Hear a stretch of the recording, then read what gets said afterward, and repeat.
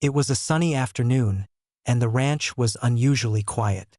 The kind of quiet that makes you forget you have 5 bison grazing lazily in their pasture. My daughter was helping me repair a fence, and Thor, my ever-vigilant shepherd, was lazily lying in the shade, his ears twitching at every distant sound. Then the peace shattered. Karen. She had decided that the HOA community engagement event this weekend would include a guided safari tour of nearby lands, which apparently included my ranch, and she had opened the main gate. Now, normally the gate is biometric secured, but she somehow convinced a temp from the HOA office to leave it unlocked. And, of course, she strutted in like she owned the place. "Hello, everyone. Welcome to our exclusive tour," she announced, waving her clipboard like a conductor's baton. I watched from the porch, hand on my forehead. Oh, no, no, no, no. The bison were calm, grazing peacefully. But bison, like any large wild animal, respond to subtle cues, and Karen, waving at them and clapping her hands to enhance the experience, provided plenty of those cues. I had one thought: if they want a safari, I'll give them a safari. I walked over to the gate, using the radio to alert my ranch hands. Activate Protocol B. Open the secondary pasture gates. Seconds later, the bison started moving. Not aggressively, just freely. Their movement was synchronized, majestic, and utterly terrifying if you weren't expecting it. Karen, still narrating the tour, didn't notice.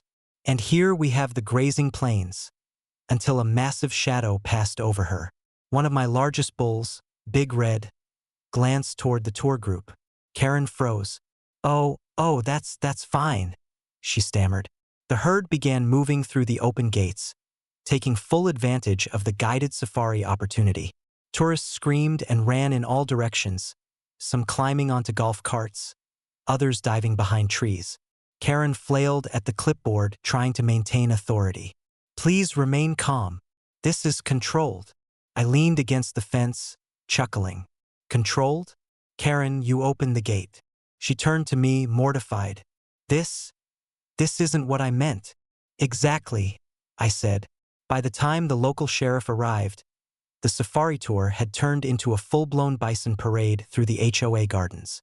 Trees were knocked over, flower beds flattened, and Karen was cowering behind the maintenance shed, clutching her clipboard like a life preserver. The sheriff, trying not to laugh, said, "Sir, these are your animals?" "Every single one," I replied, sipping my coffee. "And they now have full access thanks to an open gate and poor HOA planning." Karen was cited for trespassing, creating a public hazard, and a long list of unauthorized activities.